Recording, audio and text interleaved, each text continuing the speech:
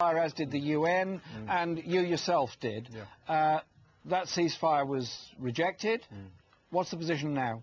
Well, I think we still need a ceasefire. I think it's undoubtedly essential. And I think we've got to be very careful. If you cannot say categorically that these things are not happening. You're saying there's no genocide, there's no bombing. Well, there's a lot of evidence to suggest a huge number of civilians are being killed. And if they're not being killed by bombs, how are they being killed? And there's hospitals being destroyed. No, that's silly. You talk to the people going to Trincomalee. That is stupid. The refugees in Trincomalee. One at a time, please. Stupid. Michael, can you let Robert...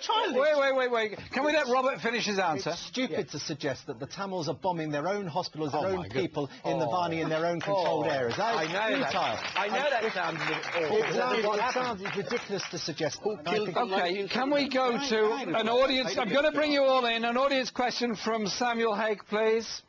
Where are you, Samuel? Hi. My question is, what can the international community, especially the US and India, can help to bring about peace to Sri Lanka? Now, Douglas, can I put that question to you? Because it's quite interesting that the British government appointed former Defence Secretary Des Brown as the peace envoy for Sri Lanka, which apparently has been rejected by the Sri Lankan government, which is slightly surprising.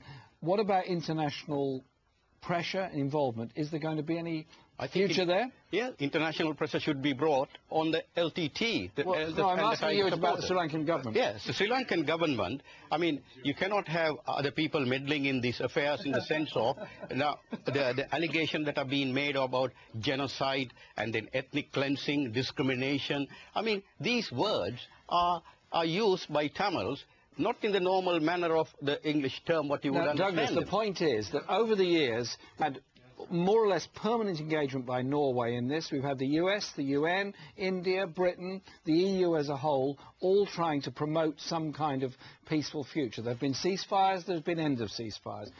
Is there a way forward that the international community can play a part to bring about peace for Sri Lanka? Since 1985, the government has had discussions with the LTT, starting from Bhutan and from Nepal. It has gone on right up to 2006. Now, 2003, that during the ceasefire, Tamils walked out of the thing. And before that, prior to that, from Bhutan itself, every time the ceasefire was on, the Tamils walked out, but they used that ceasefire time to get arms, train their cadres, and they have brought huge amounts of weapons, and this is how the ceasefire. And during the last few years of the ceasefire, they killed... I'm trying to look forward here. Yeah, is there a role for the international community now? Yeah, they killed...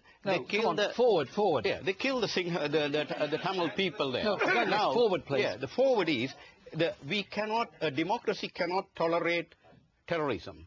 So the countries will have to help. The international community will have to help to defeat terrorism, because these communities can live peaceably, just as the Muslim gentleman said. Is there a role for the international community or not now? No, there is no role at the moment for the international community. Okay, Suren, you and the LTTE have been very involved in lots of negotiations, mainly hosted by Norway and others. Do you see an international role that can help the process forward in Sri Lanka? Jeremy, not me personally, but...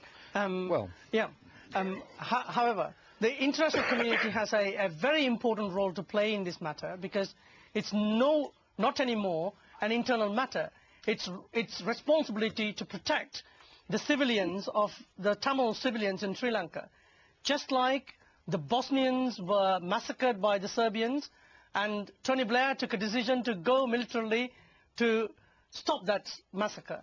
Just like in Rwanda and in Cambodia, the international community got involved. What can they do now? They should first call and implement a permanent ceasefire so that the people can be saved, and international community should send assistance, humanitarian assistance. There is no antibiotics, there is no oxygen in the Vani area. People are dying because there is no food. No, hang on, I'm asking what the international community can do. Like I said, they should call for a ceasefire and implement a ceasefire.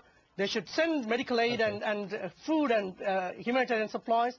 And then they should participate in the peace process, so that there will be a permanent solution, a political solution. Can I bring in Lord Naseby at this point? Michael, you've spent many years involved with Sri Lanka and indeed been involved in many of these discussions and negotiations. Is there now a role for the international community despite the rejection by the Sri Lankan government? The international agencies must continue, the co-chairs, the UN, the US, India, to appeal to the Tigers to release the civilians. Those civilians must be given a safe passage out. And that appeal must continue. And those countries, the international community, must stop the money going to the Tamil Tigers. Do you and think I'm sorry, Tamil Forum are one of the areas where the money is coming from. Do you think, though, the Sri Lankan army should also be involved in a ceasefire? No. No, because these are terrorists. And this is a duly elected government. They can either lay down their arms, which will be respected then, and that's absolutely right. Immediately they lay down their arms, then there must be an international element to go in and make sure they're safe. But they have to lay down their arms. That's what they must do. Can I bring Robert in at this point? Robert, the EU has brokered ceasefires in a number of places around the world, sometimes successfully, sometimes unsuccessfully, but it has made those efforts. Are we just recreating colonial problems here, and should we not be involved as the European Union, or do you think there is a real role? I think there's a real international role, and I've called for, and I'll repeat tonight, I think there should be UN peacekeeping forces in there to supervise what's going on. And if I will be the first, I'll tell you, I will be the first to stand back and say, yes, I was wrong. If the UN peacekeeping forces go in there and say there's no evidence of being any bombing, there's no evidence of anybody suffering, or whatever, and if the Sri Lankan government and their supporters are so sure of their case and so convinced of everything, why are they refusing to allow people in?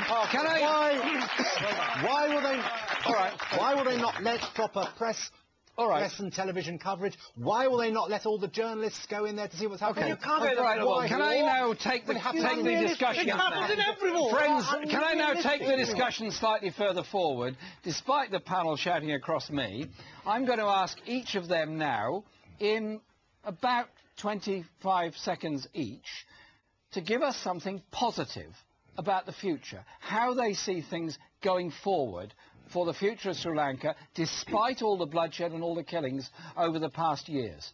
Douglas.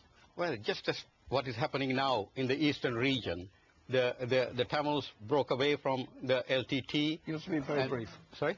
Yeah. And now we have been able to establish democracy in the eastern province. And this can be done in the northern province as well.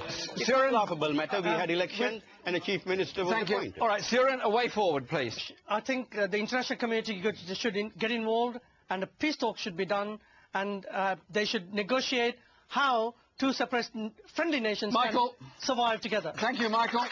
The international community must stop the flow of money, then we can have full and fair elections, and then the British government can deliver on the promise they made to give substantial help to northern Sri Lanka. Robert, last word. I'd like to have an immediate ceasefire to let the humanitarian aid get in. I'd like UN or other international peacekeeping forces. I'd like an independent person like Senator George Mitchell peace-broking in Northern Ireland. And I'd like respect for the rights of all three communities in Sri Lanka. OK.